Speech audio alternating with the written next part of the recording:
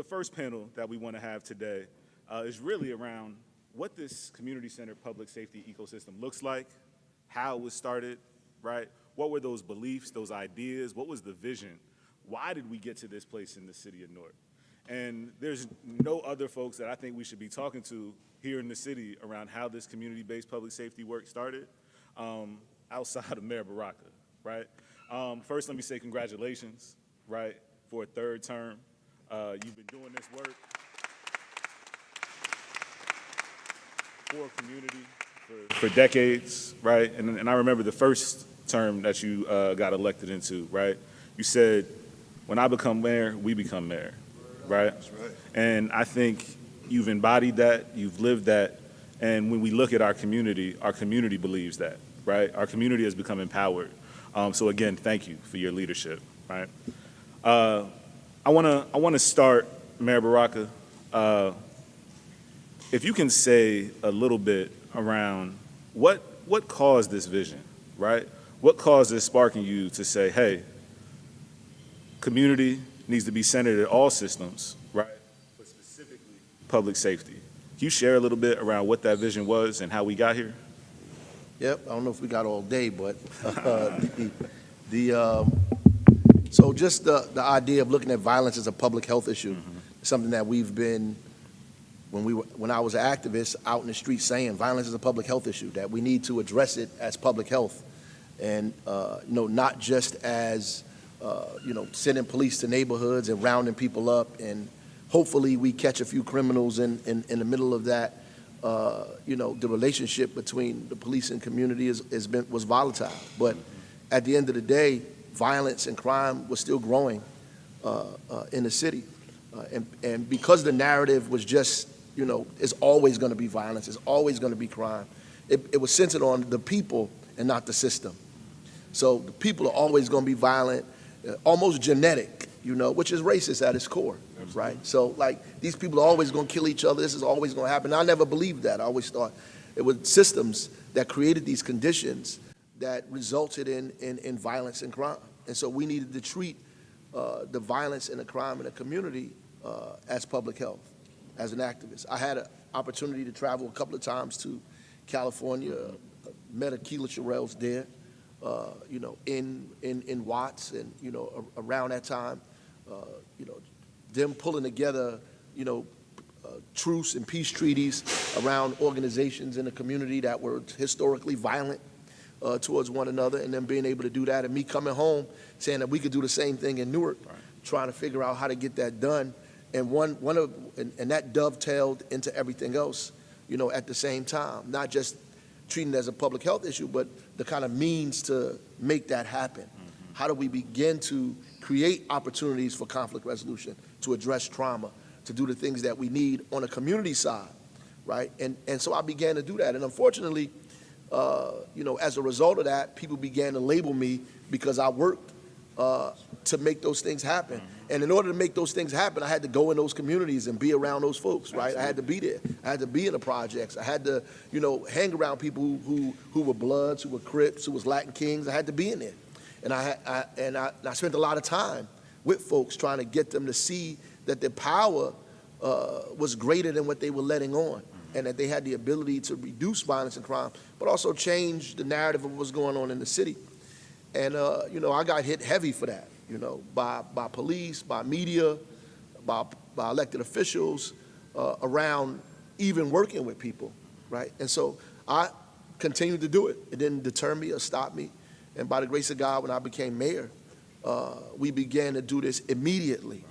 I began immediately, as soon as I walked in the door, to see how we could take what we were doing in the street and codify it and make it a system and begin to do it and let government do it. And this is way before George Floyd, way before, all of these people began to realize that, we should be empowering people to reduce violence and crime. We were doing that in Newark way before all of that, at least trying to do it. And it just elevated it. The George Floyd situation and all that elevated it and expedited our work and forced us to, come to the forefront with most of this stuff. And we did that.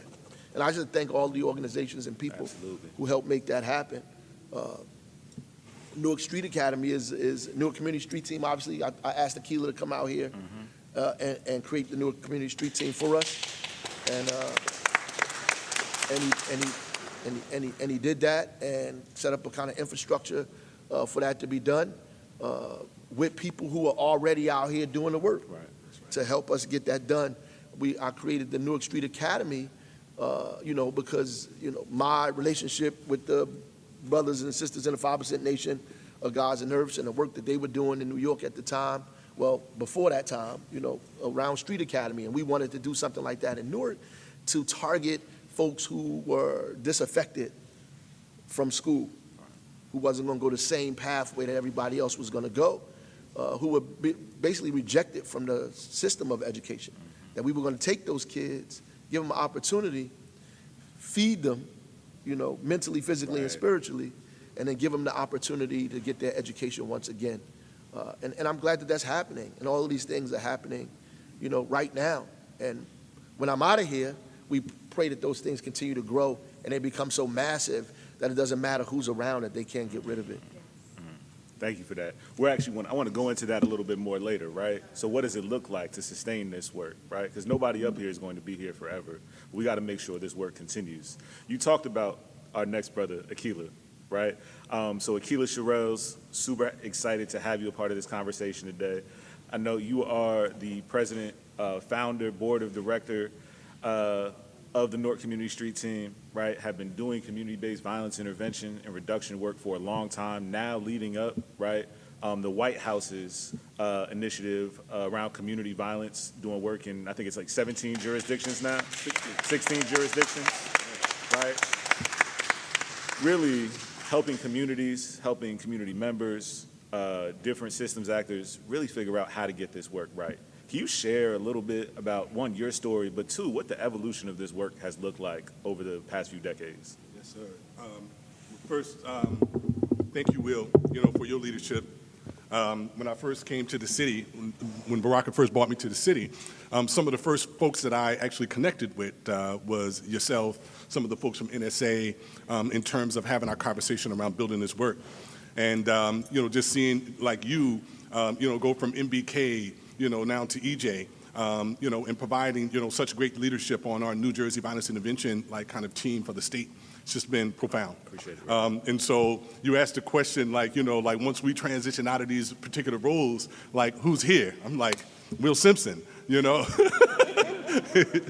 future of public safety, brother, just to say that. And then also I just want to, give it up to the mayor. I mean, the mayor has been our fearless leader, from day one with this initiative. As he said, when he came in, he hit the ground running. Commissioned the Safer Newark Council. That was the body that coordinated the city's public safety strategy. Every Monday morning, we were sitting in that conversation talking about public safety in the city, how we're going to work together in order to reduce violence and crime. The mayor is not a person that's about, coalitions. It's like collaboration, MOUs, working agreements between organizations, right? So he has really been the foundation of this work. And I feel so fortunate and humbled to be able to come to Newark, which we call the new Ark of the Covenant. This is the new Salem right here, right? I believe that Newark is an activist city. Extremely special folks. Folks are really passionate about what they believe, and so it wasn't a hard decision for me. When the mayor said, "Hey, I want you to build infrastructure, put systems in place, and turn this over to the local folks to engage that." Now the thing is, it's like like the mayor want everything to happen tomorrow, and so we were like, okay, 3 years, right? And we've gotten a tremendous amount of traction. In 6 years, I mean, we've literally cut the homicide rate in half.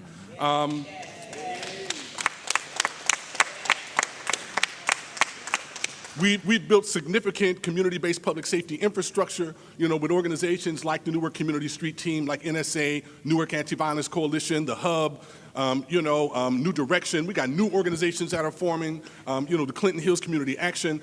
We have, and all of them operating under the Big City Peace Collective, right? meeting on a consistent basis to coordinate our strategy so that we can continue to improve the quality of life for residents in the city of Newark. Now, I come to this work, as Will said, 30 years. Grew up in the Jordan housing projects there, participate in what many social justice activists call the longest running war in the history of this country, in urban street gang wars. Lost a lot of friends and family to the war in the neighborhood, in addition to my own son. Actually, in 2004, my son Sherrills was murdered in 2003, home from winter break, and the following year is the year that actually Baraka, had reached out and came, bought some of the key brothers from Grape Street to LA, and then we bought, a contingency from LA to Newark and started this work.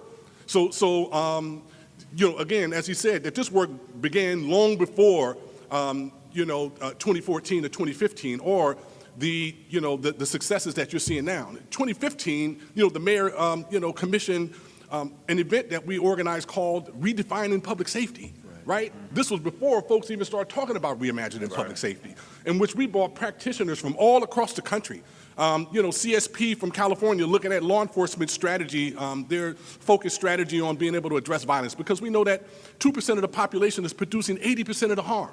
And so if we're going to be successful at reducing violence and crime, then we're going to have a targeted deterrent strategy, and then we're going to build out an ecosystem of services. So, and I'll just say a couple of other pieces, and then I'll be quiet. But, just so proud of the men and women who work for the Newark Community Street Team. Yes. I want to lift up, our brother Solomon Middleton Williams, the deputy rector over there. I think Jen Gannett is back there, our development director. Seton Davis, who heads up the Trauma Recovery Center. In 6 years, we've built tremendous infrastructure in the city. We launched the city's first hospital-based violence intervention program in partnership with UH. Phenomenal work, that we've been doing there, meeting people bedside, consenting them into this work, developing safety plans for when they transition back into the neighborhood, helping them with our victim services and victims advocacy piece to help them access victim services and victim, support toward their respective healing journeys. We, launched the community's South Ward's first trauma recovery center, where folks self-identify as victims. Right. Over 300 clients to date. Again, big ups to Seton Davis. Our new venture, we recently launched the city's first nonviolent response to OD, right? And this is a collaboration and partnership with city services, with all of our local agencies who have been doing this work on the front line around harm reduction for 20 plus years. And so again, none of the work that we're doing is about creating anything new. We're actually strengthening and enhancing existing infrastructure that's been here, and just humbled, for all of the successes that we have. And we still got a tremendous, amount of work to do and ways to go. I just wanted to say one thing, just about police culture, the police culture in the city, from Aqeela talking about the initial meetings that were organized, Reimagining Public Safety, the Safer Newark Council. The data that we got out of that was so incredibly important, not just for the way I looked at violence and crime in myself, but also the police. They let us know that 80% of the city did not experience any serious levels of violent crime, right? And so to some people that looked like, oh, wow, that means Newark is not bad as people say it is. But to me, it told me that 20% of the city experiences almost 100% of the violence and crime. And if you live in that 20% of the city, then to you like in hell. Because all the stuff you reading in the newspaper and seeing on TV that they keep putting over and over and over again, people get afraid of it because it's being told in the media. But if you actually live there on that block, it's difficult for you to see any changes. And that's why people are always saying, I want to see police, I want to see police, I want to see police, because they live in the middle of all of that, all of the rape, all of the domestic violence, all of the shootings, all of the homicide, all of the car stealing is in their backyard, right? And so that means that we have to concentrate our services. And that helped police tremendously. That's right. Because it made them understand that throwing that big net out there, that broken windows, was exactly what it was, a broken window. Right? It doesn't work. Like, we're doing all this work, rounding everybody up, but we're not having an impact. And so now we have to identify and target. We find out that 2% of the people in the city create 70, 80% of the problem. Who are these people? So police begin to say, well, who are these people? Who are they? Where they at? And so they begin to target and work on that. And then when they realize that they target these communities and target that area, that they do not have the resources to deal with what's going on in those neighborhoods and those communities the way they thought, and they need some help. So if I'm at Comstat now, and they'll say, well, we made a soft handoff to the folks at the Office of Violence Prevention and Trauma Recovery. Right. And what they're telling you in essence is, we've seen this guy 7 times, man. Come on. We're going to give him to somebody else that can help him because we're tired of seeing him. And that's a different shift in thinking that the police have. And, it's what's helping us get the work done. Absolutely, Mayor. I would also add too, right, the Office of Violence Prevention, they're taking those same tactics. So it's not sitting back downtown. They're actually going to that 20%, right? The outreach workers are outside in that 20%. Same thing with the street team, right? Out where things are happening, where harm is happening. And so next, I want to bring Jami into this conversation a little bit. So we've heard a little bit about Jami, her role here at Equal Justice USA, but what we didn't say is that you were Assistant U.S. Attorney for 12 years, right? You've been inside of this criminal legal system, and you've seen some of the harms that have happened, right? And I think it's giving you a bit of a perspective around how we need to be looking at this in a very comprehensive way. Can you share just a little bit with us about, from that space, right, from that role, what you've seen, right, the changes that we can be making, and now you're at the helm, right, of an organization that's making those changes. Can you speak a little bit to that?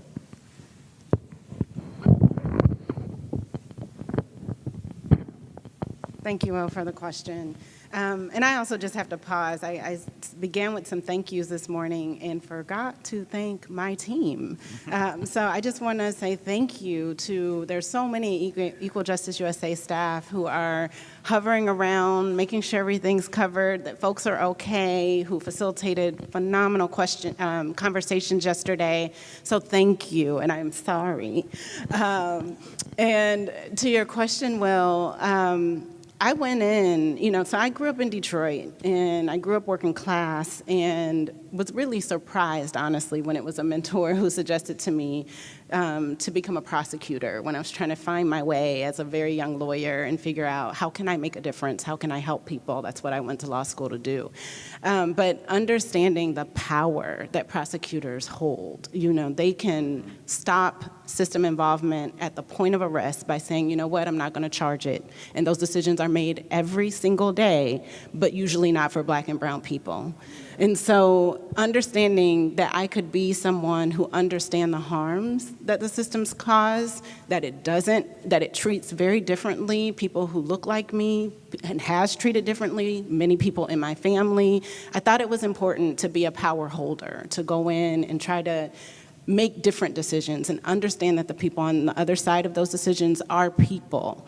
But one of the things I learned early on is that the system's gonna do what it's gonna do. You can come in as aware, as woke, as whatever background, but it is a machine. That's right. And it was built for a purpose. That's right. And that was to oppress and control Black people. And we know that. Our history tells us that. It is in the 13th Amendment that abolished slavery except as punishment for crime. So what I learned is that a system that is rooted in racial oppression, that was built for that purpose, is always going to produce the fruit of harm and racial disparities and mistreatment of the people that it was intentionally set up to target. So what my journey has been was recognizing I made a little difference. I'm not going to say that it didn't matter to have a prosecutor making some of those decisions, but I also contributed to a lot of harm because the options in the toolbox are very limited in the system, and those options don't address the drivers, what actually caused people to make the decisions that they make. And so I left the system. I went to a place where I was working with folks who who had that power, DAs elected on platforms of change to address racial disparities, to be more transparent, to end mass incarceration. But even in that situation, as we put policies in place and we had prosecutors doing their job differently, those reforms would always pause when it came to violence. When people are willing to almost do anything, try different things in the system, whether that's diversion, whether that's bail reform, until it's a violent incident. And we will never end mass incarceration until we address violence. So I was excited to hear about Equal Justice USA, to learn about, and have been learning over the last 9 months, the incredible work and movement that is out here that centers violence and starts with the hardest thing and understands that those closest to the problem are closest to the solution and must be closest to the power. And that's the example that exists here and the story that we need to tell. So I am just incredibly humbled and grateful to be here, to be able to learn from the incredible work that is happening, and then to really do the work and help tell the story, because that's the point today. It is to tell the story. We have so many people who are joining us by live stream, people who've come in from out of town to hear the story of Newark, and I'm excited about all the conversations that are gonna come after this one to hear directly from those who are doing this work on the ground every day. So thank you for the question. Thank you, Jami. Mayor Baraka, I want to go back to something you said, and I've heard you say it. A lot of folks up here have said it. We've talked about addressing violence as a public health issue, right? And so we hear that a lot. But I would love for you to actually let it, like, what does that mean, right? And what does that mean to you, and why is it so important that we do it that way? I remember, in the Newark Anti-Violence Coalition, we shut down whole blocks, and I'm out there like an hour, not even know how long we was out there, talking about breaking it all down, why violence is a public health issue. I deal with trauma myself. Sometimes I get angry at people. You don't know why you're angry at them. I grew up in Newark, so I've been traumatized in this community in various ways, not just the violence that I've experienced or seen or been a part of as a kid, but violence that was perpetrated upon me by police, by other folks. I had to take the stand at 10 years old to tell the judge and jury in New York why the police, I thought the police beat my father. I still remember that, like today. And our responses and reactions to what's going on is based on trauma, and we have to treat it like a disease, because that's what it is, because it's infectious. And the data tells us that if you grow up in a household where people have been victims of violence, you're more than likely to be a victim or perpetrator of violence yourself. People in your family have been incarcerated, you're more than likely to be incarcerated yourself. So we know those things happen. And we used to say out there, like if we standing out here today and a bug came out here and bit one of us, I remember us going through this, and one of us died from that bug, and then they found out that 2 or 3 other people died from the same bug, that there's protocols in place immediately to figure out where this bug is from, right? Why this bug killed you, and you at the same time. Same thing we going through with COVID. Like, why the bug killed all of us at the same time, and they would study you and your eating habits and your family and who you around. And if a kid get meningitis in school, there's all kind of protocols that have to be set in. We have to go clean the school. The health department is notified. All these people begin to act immediately to stop the spread of meningitis. Violence is not treated that way, and we're being murdered in our community in epidemic proportions. And what the guy said earlier, who was doing the monologue, which I thought was great, if we had 114 young white boys die every single year, 114. When I took office, we had 113 murders. We have about 50-something, but 50-something is still too much. So if you're in a city and Baltimore has got 300 homicides, right? 300. So if somebody say, look, this is got to be a problem. Now, people look at it as an individual problem, a genetic problem, a community problem, because it's us. And we are prone to violence, right? So obviously it creates fear. It creates fear in everybody, and it creates fear in police. Some police officers say they shot because they were afraid. That's racism, because they were afraid because they grew up in a society that made them fearful, as opposed to saying this is a systemic problem that we have to address medically. It's something that's going on. There's no reason for 300 people to die a year in the community. Where are the doctors, the sociologists, the pathologists, the teachers, the counselors? Where's the protocols? Did anybody call the health department? Right? What do we have to do immediately? If 2 kids die from meningitis, there's actions that have to take place in the city all across the system. And if any of those things don't take place, you're held accountable because those things didn't take place, right? And if another kid in that class gets meningitis because you didn't do what you were supposed to do, you could be charged. Now, where's the same kind of system in place when black boys die? At epidemic proportions. Nobody moves. The only people that move is the police. In fact, the police only move if they die. If they get shot and live, there's no investigation. Only if they die. Right? So that's why we start saying violence needs to be treated as a public health issue, because it's very, very, very, very serious. I don't know anywhere in the world where hundreds of black boys die annually and everybody goes on about their business like it's okay. Thank you. Thank you. Let's give it up.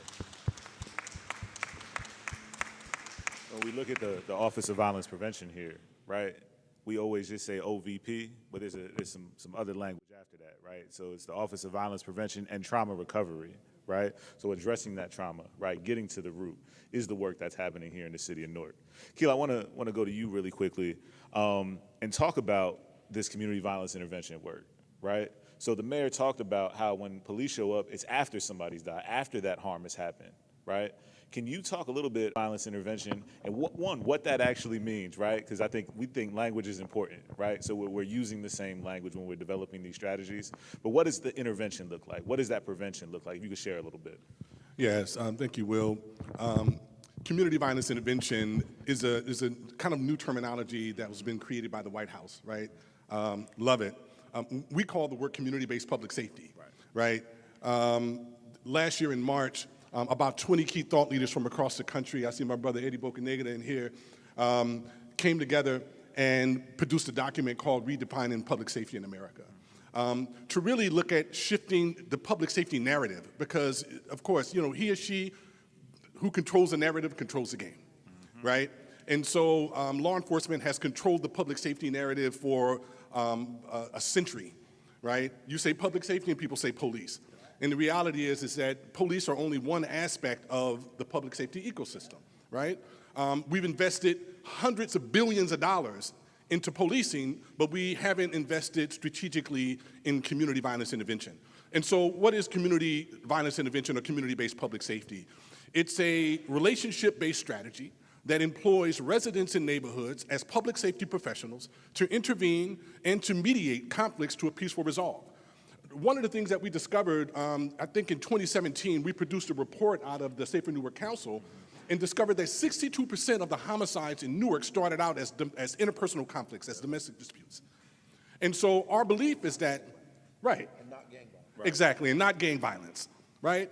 And so our belief is that if we train residents to stand in the gap in conflict resolution, mediation, de-escalation strategies, right? As the mayor said, those who are closest in proximity to the violence have to be equipped with the skills, the tools, and the resources to do the intervention, the prevention, and the treatment in terms of this public health frame, right? And so the Newark Community Street Teams like strategy is a three-pronged approach. High-risk intervention, assertive outreach that shows up as in the form of mentoring through a case management model and also through safe passage around schools, and victims advocacy.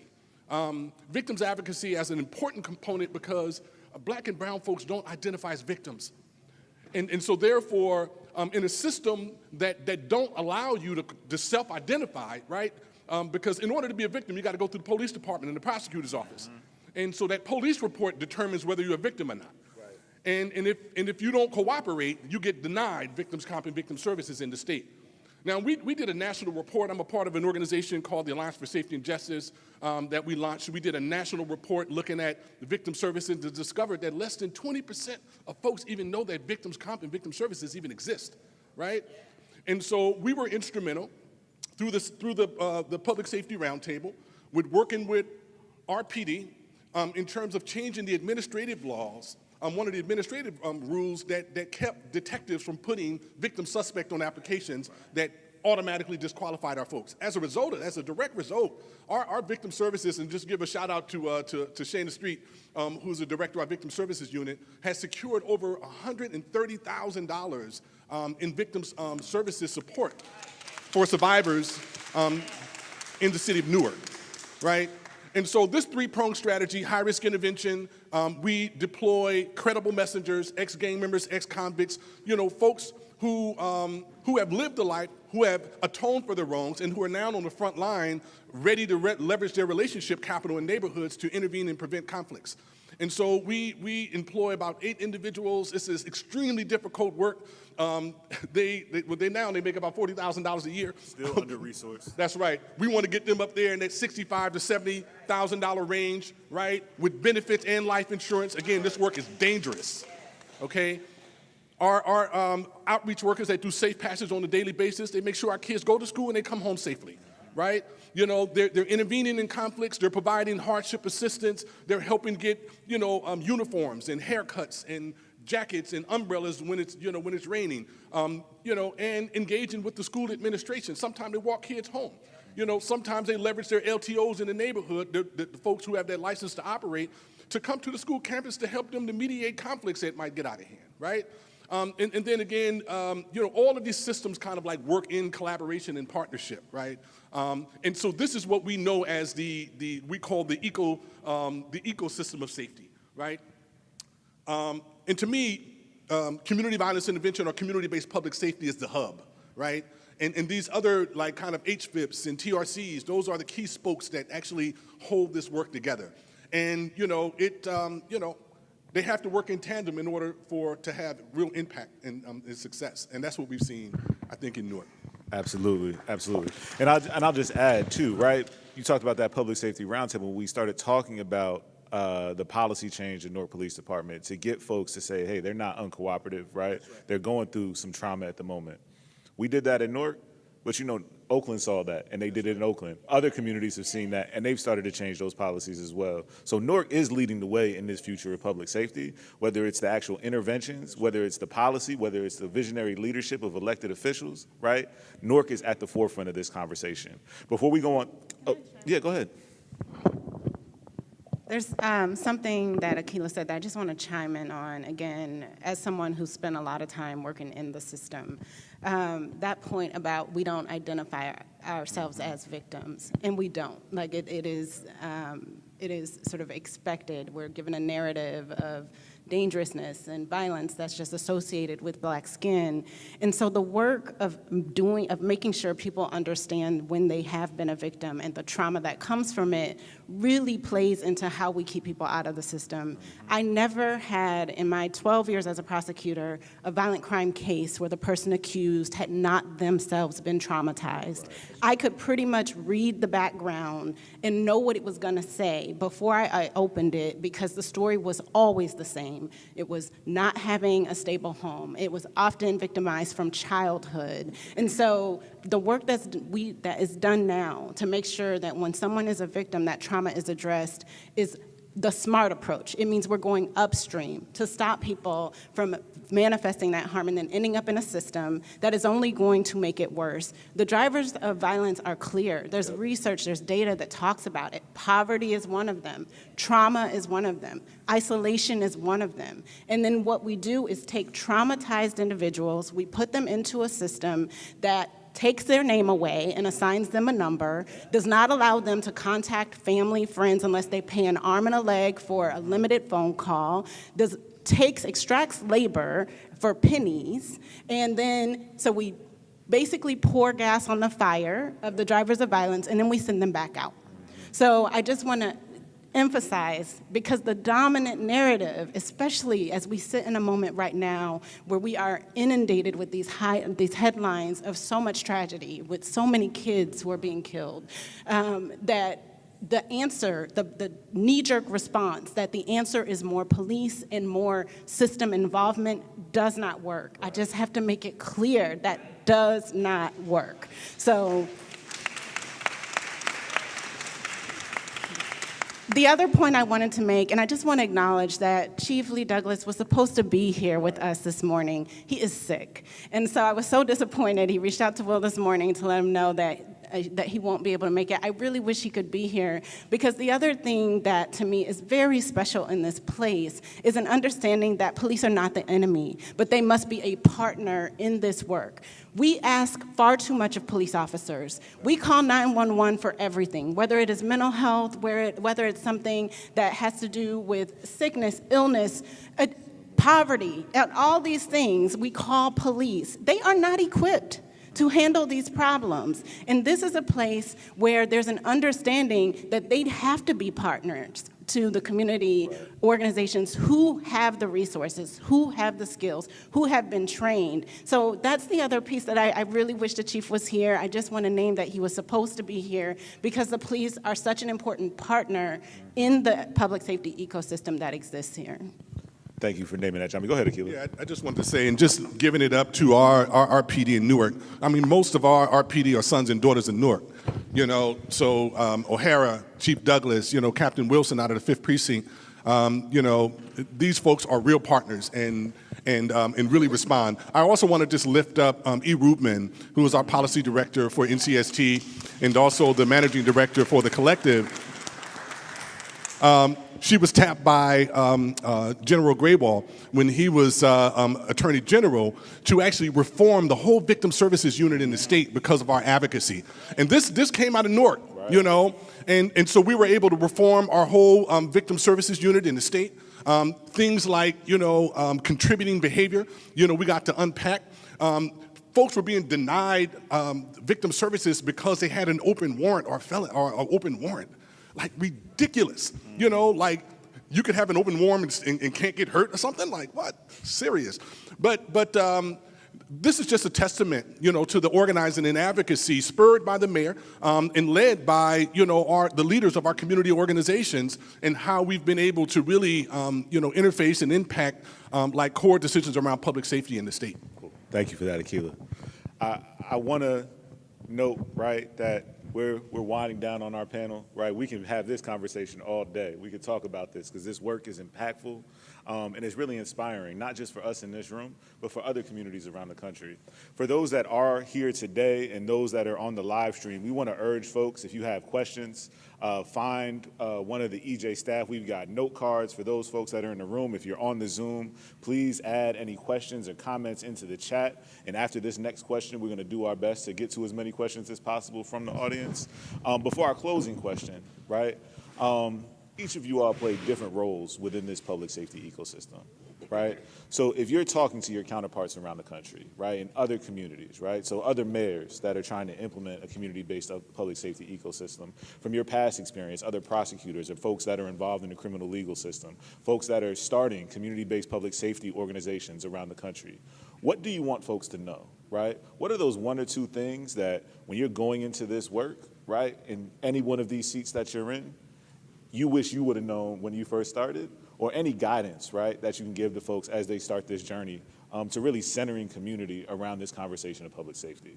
I'll go ahead and start with you, Mayor.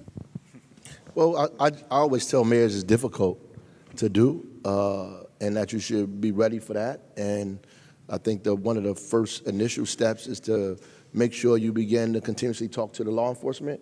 You have to get them on board with this, you know, at some point. And they may not be on board initially, but you have to get them on board in order for this to be as effective as we need it to be. So you have to talk to them and get them engaged in and put people in power that understand that this is necessary, you know, and it's not all going to be successful right away, but you have to have the patience to see this thing evolve and go through it. And then lastly, I tell people that it has to completely be a community-based a thing, that you have to allow the community the opportunity to do what it does already and empower people that have been doing the work out here. And there are organizations that have been doing work that a lot of these elected officials don't know. You have to go out there and find those organizations. Those organizations are doing the work. Get the resources to them, bring them to the table, help them organize, tighten up what they're doing, and use them to help you reduce violence and crime in the community. You can't rely on one without the other. Thank you for that. And we're going to talk about resourcing some of this work in our next panel. I'm glad you brought that up because it's such a critical component. Jami, from your space. I think for folks who work within the system, for prosecutors in particular, those who are power holders, to understand the context within which you are working. You know, I never heard the term mass incarceration the entire time I served as a prosecutor. We were told to get justice in each case, and so it meant we were always looking at the trees and never the forest. And so when you understand the context within which you're working, then it helps you make a different decision. And I'm really excited. The work I led and founded at my prior place of employment, the Vera Institute of Justice, is doing some really intentional work of partnering prosecutors with community-based organizations. I spoke at their convening on Friday, and I was moved to see prosecutors directly partnered with those organizations to divert out, intentionally centering the communities who have been hardest hit by violence and by incarceration, the harm that incarceration causes in the community, and understanding that there's an issue that is driving these decisions, and we're not equipped to handle it, so we're gonna do the handoff to the folks who are. And that work was resourced, money was given to those community-based organizations to support that work. That's a model that we should be seeing throughout the country. We need to intentionally create those off-ramps, understand at those decision points, whether it's at the point of arrest, the point of charging, the point past charging of whether or not you're gonna go forward with the case, that you understand what is driving the action, not just that punishment mindset, and do the appropriate handoffs. I think that is the way we're truly gonna be able to both end mass incarceration and create the kind of safety that we need. The last thing I'll say is just even in using the word safety, understanding from a justice point of view, so much of what is done in the system is done in the name of justice for victims, and this is how we get to safety. Safety meaning the absence of violence. What I appreciate about community-centered work is the understanding that safety is more than the absence of violence. It is the presence of, whether that is well-being, whether that is wholeness, it is thriving. And so if we can bring that definition inside of a system, there will be that understanding that that is not what the system is focused on, and that to get to a broader definition of safety requires that intentional partnership with those, again, who are more equipped, more experienced, and really the appropriate resources, have the appropriate resources to address the drivers of violence. Thank you, Jami. A couple of things. I would say, you know, one, that perseverance is important in this particular field. That there's something called necessary betrayal. You know, our folks have been failed like so often that I traditionally talk about this thing called necessary betrayal. That it's almost like a prerequisite. Like, you know, you have to be betrayed in order for this initiation to happen, right? It's an opportunity to deepen relationships and course correct as opposed to the ending of the relationship. It's actually a beginning, right? I would tell, you know, community-based public safety professionals to know the difference between intervention and prevention, right? Because now that you're talking about $5.2 billion investment from the White House in this work, everybody and their mama done popped out of the woodworks talking about they do community violence intervention. So it's important that we understand the distinction between intervention and prevention. Second, and lastly, I think it's important also that we understand, you know, the difference between the business of community-based public safety and the service provision of community-based public safety.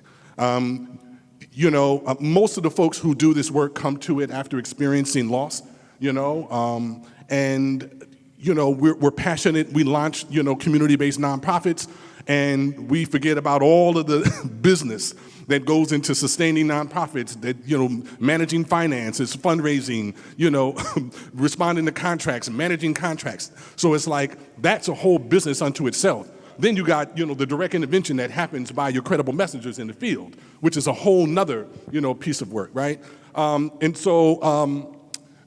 I'll close and just say that we're so fortunate and blessed that the Biden administration has taken on community violence intervention as a real cause. Their whole strategy right now around this both-and approach, that they're going to invest in law enforcement and they're going to invest in community violence intervention as a coordinated strategy to reduce violence and crime in communities. So we're working right now with the White House Community Violence Intervention Collaborative, 16 jurisdictions, 53 CVI organizations across the country, and providing that training and technical assistance for them.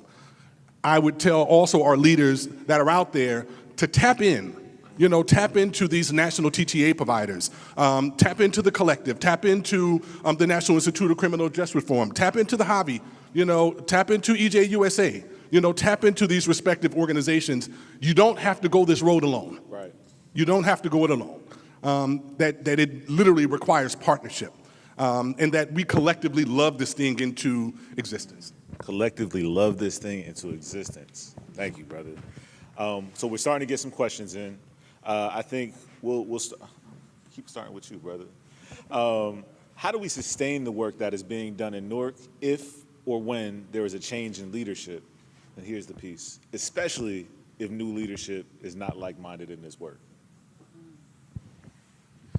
Well, that's important. It's important for us to build systems, and that's what was just said. Obviously, we come into office and you get into these positions and you're fighting a system that's already been put in place, right? It makes it difficult for you to do the work, and we have to understand that concept and create systems. So you create policy and laws and routines and that take place all of the time, that you codify it so it lives beyond you. That's why it was important for me to establish the Office of Violence Prevention in the city of Newark. So it's just not the city saying, oh, we're going to help these nonprofits out here, that we actually have an arm in city government that's responsible for doing that, that's been voted in by the municipal council, that it's going to take a lot of work and effort and, transparency to just say, I'm getting rid of this, right? That everybody will see that it's being gotten rid of and people can respond to that, right? That's why it's important to create that. People don't understand, well, why are you doing that? Because I'm not going to be here forever. In fact, that's my hope. So at the end of the day, you want to create something that is there when you leave to further the work that you've started. Thank you. Do you guys want to add in there? Sustainability, yeah. Chief Mike, thank you. I'll just, iterate what the mayor said, that, the mayor set this thing up as a community-driven strategy because he knew that administrations change, right? And so making sure that there's infrastructure with our organizations means that it'll live beyond any administration. So, and I say this all the time. In the South Ward, if you don't know Ms. Sharon, like the South Ward owns the public safety process in that neighborhood. You can, please, come attend the public safety roundtable so that you can see the engagement, that happens in the neighborhood. I think this is how you create kind of sustainable, organizations and work. And then also, I just want to lift up our philanthropic community here, right? Prudential, Victoria Foundation, the Healthcare Foundation for New Jersey, Dodge, all of our local foundations have been very invested in this community, system, invested in the ecosystem, for safety in our respective community. And so, as long as that we have those strategic partnerships, along with, municipal government support, as the mayor said with OVP, I think that we're gonna make it. Absolutely. Jami, I'm going to throw this next question to you. And Aqeela, you brought up the Public Safety Roundtable. And this actual next question is from our sister, Ms. Sharon, that Aqeela just talked about. And it's about the Public Safety Roundtable. And why is it important for the community? But I want to expand on that a little bit. Why are these spaces of dialogue between community, law enforcement, policymakers, stakeholders, why is that critical to building this ecosystem? I think the Public Safety Roundtable, because it's a container, is one of the things that makes Newark so special. It's not that other cities don't have violence intervention workers who are out in the street, don't have some, organizations that are serving survivors, working with youth. They exist in other cities. I think what is very special about many of the systems that exist in Newark is the intentionality of bringing things together. So the Public Safety Roundtable, to me, is this incredible example of when I talk about those closest to the problems, know the solutions, and should be closest to the power. That's exactly what the Public Safety Roundtable does. It is a space, I love that it is community facilitated, with NCST and us, that it still has the players at the table. Again, police are at the table. We have the mayor's office at the table. So leaders and government actors are there, but they aren't setting the agenda and they aren't driving the conversation. It is a community-led and community-centered space, but it is a regular space that is meeting every other week to solve problems in real time. And you've already heard from both Aqeela and the mayor so many examples of what has come out of that space. When you can talk about the problems of victims not being able to access victim compensation and why that happens, and have the police in the room when you have that conversation and problem solve together on how to address it, then that leads to the policy change. So creating those spaces, not just in Newark, but in other cities, is really, I think, one of the key pieces to making sure that that power source is shifted to those who are really, again, best equipped to address the issues. Thank you, Jami. Next question we have here is, what role can community-oriented economic development play in creating, in breaking the cycle of violence? Well, obviously, I think that it was said over and over again how poverty is an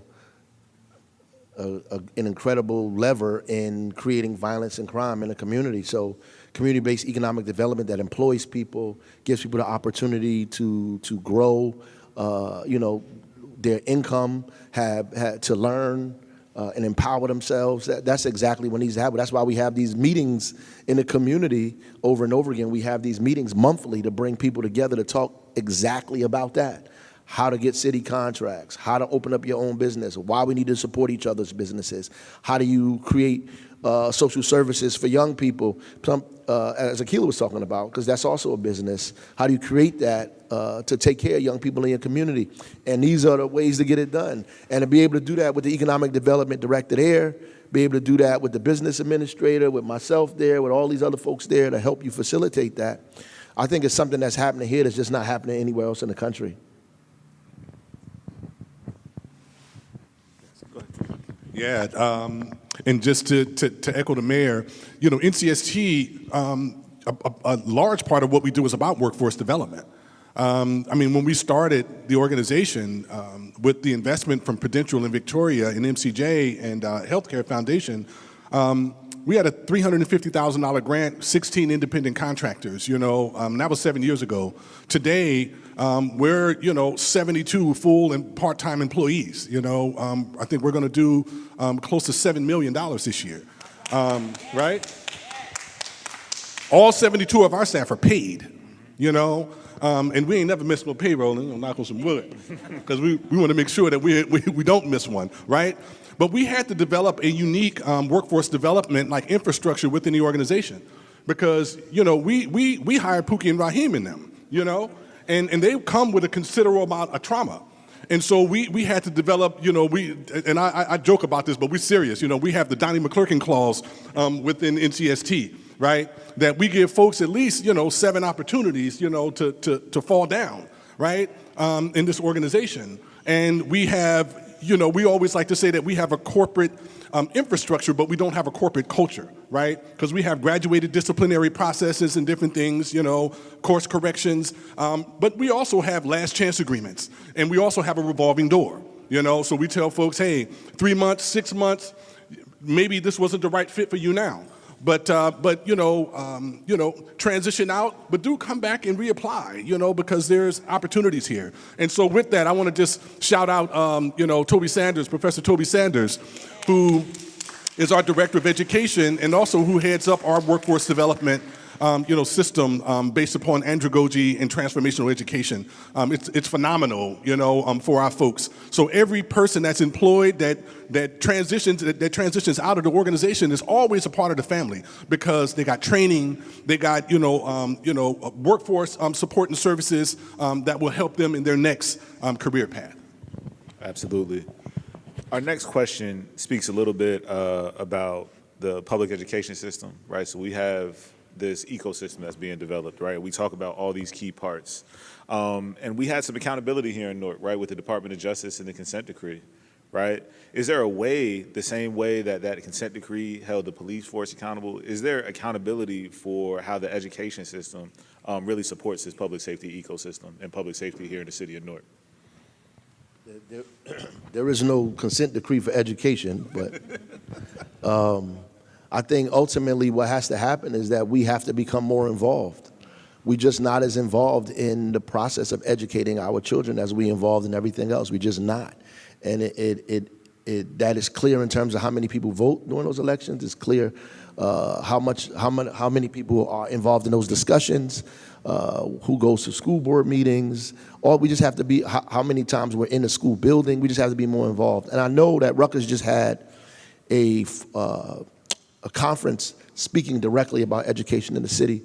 And I know Newark is getting ready to have a conference as well. The city of Newark is getting ready to have a conference about equity and justice in education in Newark to talk specifically to the issues that we think, are impeding us in education. And the last thing I'm going to say about that is the educational system is not, even though it's a local control now, it's not local alone, right? So policies in education are developed at the state level, right? And schools are segregated because of state policy, right? By class and by race because of state policy. And so it's important for us to change state policy to have impact on what's happening. There's a whole discussion in the state about desegregating of schools because, look, the schools 50 some odd years after Brown versus Board of Education are still segregated in America and probably highly segregated in New Jersey. Not just by race, but also by class and economics. It was pointed out well in a monologue that we just heard. Yeah. I was just going to, speak to, some of that work. I know that's happening in the South Ward, with South Ward Promise Neighborhood and the Brick Academy.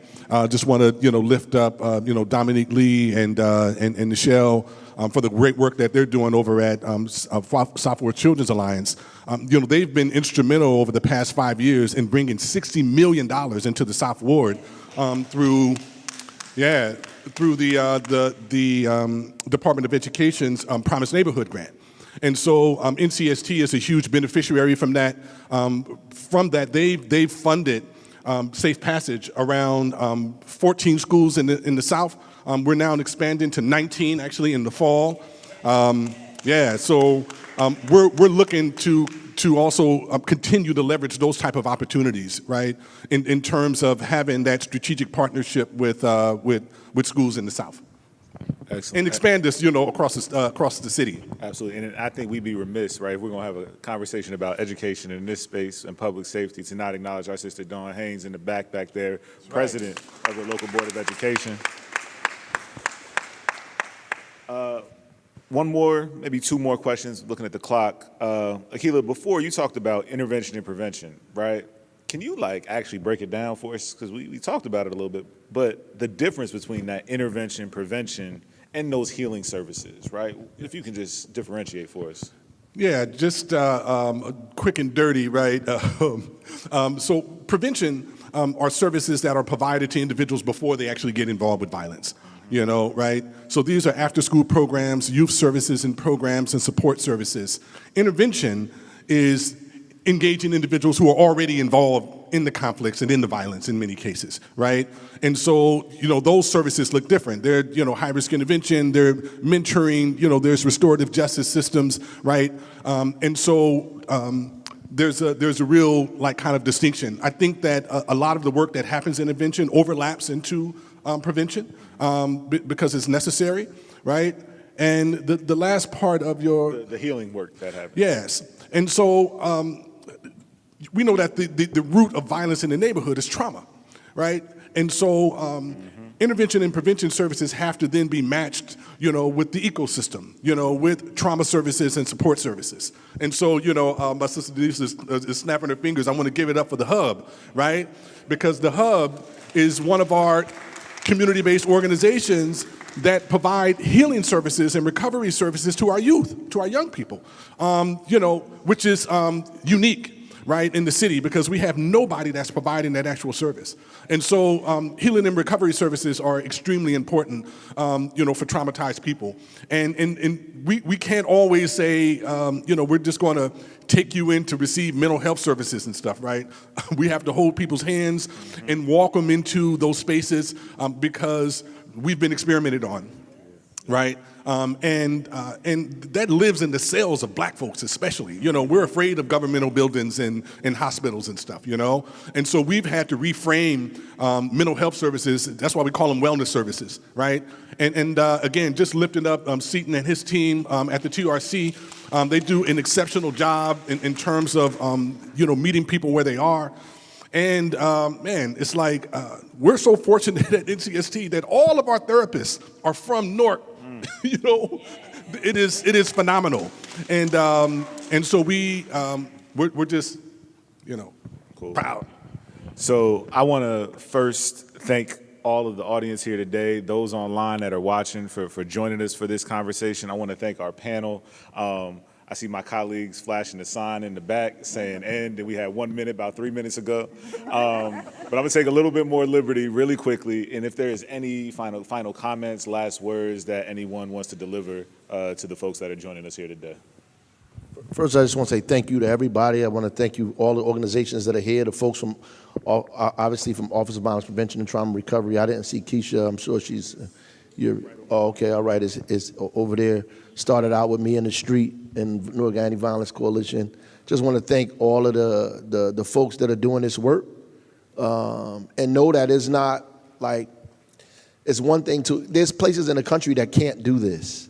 And I talk to mayors, and it's not about their unwillingness to make this happen. It's the pressures that exist in those communities from state, county officials who make it impossible for them to create a Newark community street team. They're just not going to let them do that, right? It's difficult, and I hear it in their voice. And I heard the mayor of Toledo, Ohio, about to cry, right? So at the end of the day, it's difficult to bring these things in. Some of these states are severely conservative, and it's difficult to do this kind of work. They don't believe in it. We were at that place, I want you to know. Not as bad as some of those other places. We were at that place, and I still want you to know there's still some people who's still that way in government. And so even as we pull together resources to try to give to folks, there are folks that are standing in the way of those resources, deliberately and purposefully. Every day, they're gonna question who you are. They don't believe in what you're doing. They don't think this is a real organization. They don't think you're having a real impact. You're gonna have to come before them over and over and over again, and they're gonna make you prove yourself. And I'm just telling you to be patient.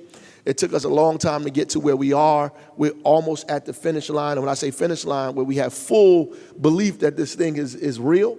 And when you see the finish line, you run faster, you don't slow down. So don't get irritated and go at each other's throats, because that's normally what happens. We turn inward when the stuff is hitting us from outward. So don't turn inward. That's when you gotta, hold hands even tighter and figure out how to run through that line together.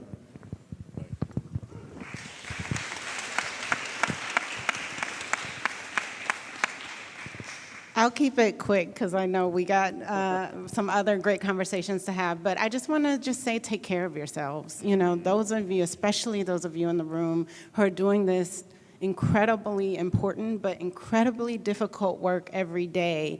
You can't keep giving out if no one is pouring into you. And part of the work that we do at EJUSA is to try and be that support, through things like our Trauma and Healing Network, through our capacity building work, is we are trying to hold up the arms of the folks who are out there on the front lines. So please just make sure you are taking care of yourself, because we need you and we appreciate you, and call on us if we can support you.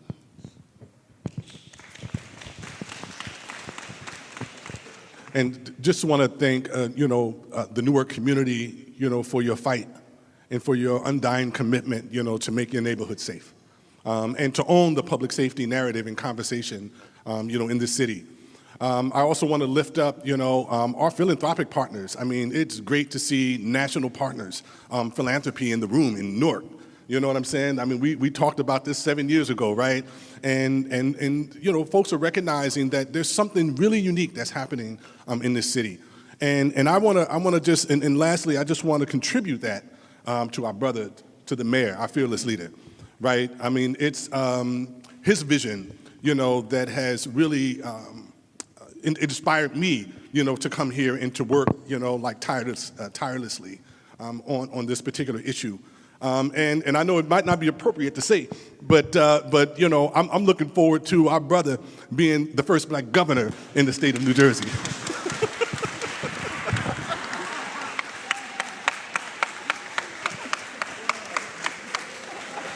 So with that, right, again, just want to send sincere thanks for everybody for joining us today.